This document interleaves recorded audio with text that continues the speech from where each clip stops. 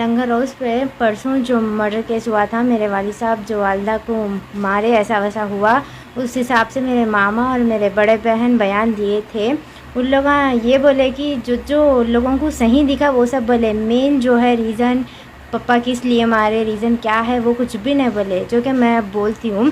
पापा मारने का रीज़न ये है कि मेरे मम्मी का किसी और के साथ अफेयर था। उसका नाम बाबेर है, मेरी मम्मी को चाचा का बेटा लगता उन्हें।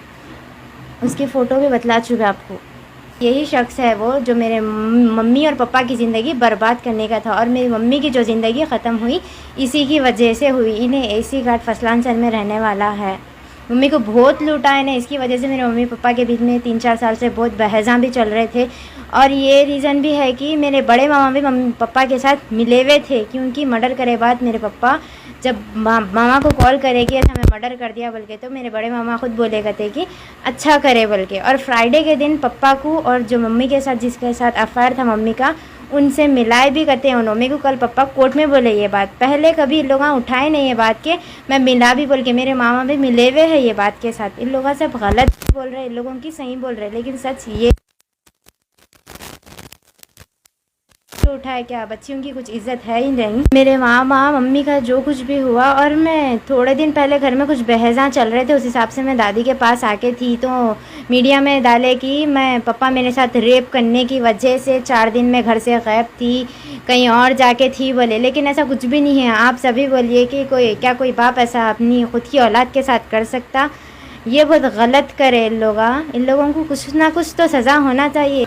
मेरे बड़े मामा लगा रहे, हम पापा के साथ हर वक्त मिले हुए थे जब भी बहज़ां चल रहे थे। मम्मी से तो कांटेक्ट नहीं हो रहा था, लेकिन मेरे मामा पापा से कांटेक्ट में रह रहे थे, और जब भी कॉल करते तो मेरे मामा बात करते थे पापा से। ऐसा कुछ भी नहीं था। अब सब हट जा रहे दूर दूर, लेकिन है मेरे बड़े मामा भी मिले हुए। मेरे बहन जो है, बीच में ये भी बात उठी थी कि मैं मेरे अफेयर को छुपाने के लिए मम्मी को मारी, मेरा जो भी अफेयर था मम्मी के ऊपर डाली बोल के भी बोले, लेकिन ऐसा कुछ भी नहीं है। अगर से मेरा अफेयर छुपाने का रहता तो 3 साल से मेरे पूरे ख़ानदान में मालूम है, आधा से ज़्यादा ख़ानदान में मालूम है। देखिए मेरे पप्पू भी है, उनसे भी पूछिए आप सबको मालूम है। मेरे पापा को भी मालूम था कि मेरा अफेयर है, तो मैं छुपा के क्या करूँगी, और मैं छुपाना रहेगा तो मम्मी का अफेयर क्यों डालती हूँ थी। जो सच था, घर में बहुत सारे बातें हो रहे थे नाजायज़, उस हिसाब से मजबूरन मेरे को बोलना पड़ा। मैं सच बोली तो ये बोल रहे कि मैं झूठे बातें करी बोल के, मम्मी के ऊपर इल्ज़ाम लगाई, मेरी वजह से मम्मी की जान गई बोल के भी बोल रहे हैं। मेरे को भी है गम मम्मी जाने का,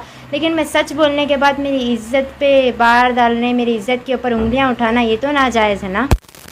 अफेयर है किसी के साथ, जो कि उन्होंने 1 महीना पहले मतलब पहले मेट्रो डिज़ाइनर में काम कर रहे थे। वहाँ पर कोई एक नया बच्चा मिला, उनसे बात कर रहे थे।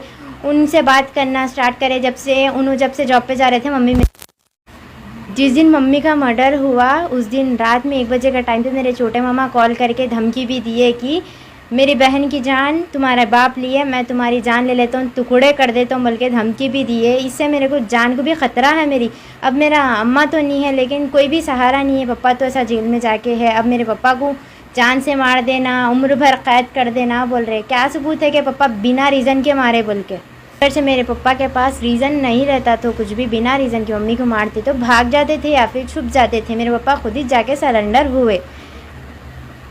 हम उन लोग जो है ना पापा से जब मिले थे फ्राइडे के दिन, जब तीनों के बीच में क्या बात हुई वो तो मेरे को नहीं मालूम। कल मैं पापा से कोर्ट में मिलने के बाद पापा इन्फॉर्म करे कि मैं मिला भी था, बात करा। मैं क्या बात करे बोल तो पापा ने बोले मम्मी के साथ जिसका अफेयर था उन्हों और मेरे बड़े मामा दोनों मिलके पापा के दिमाग के साथ खेले, उन लोगों ने कुछ बात डाले। और जो मम्मी के साथ जिसका अफेयर था उसको तो आप लोग पकड़ना इस कैसा भी। उसकी वजह से हम लोग का घर टूट गया। मम्मी उसकी वजह से बहुत कुछ सहे भी, बहुत कुछ हुआ भी हम लोग के घर में।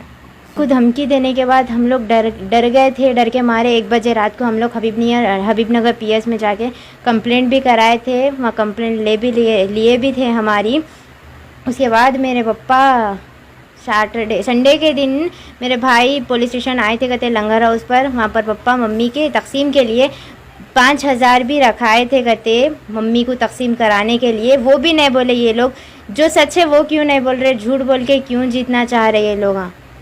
मीडिया में ये सब भी चल रहा कि हम लोग प्लानिंग करने की वजह से हम लोग पापा को सिखाने की वजह से पापा ये सब करे। लेकिन जिस दिन मर्डर हुआ मेरे मम्मी का, उस दिन सुबह 10 साढ़े 10 के टाइम पे मेरे पापा यहाँ से चले गए, तो दिन भर पूरा वहीं पर थे। 6:30 के टाइम पे पापा मम्मी को लेके हम लोग के घर पे गए थे। उन लोग ये सब भी नहीं बोल रहे कि दिन भर हमारे घर पे थे।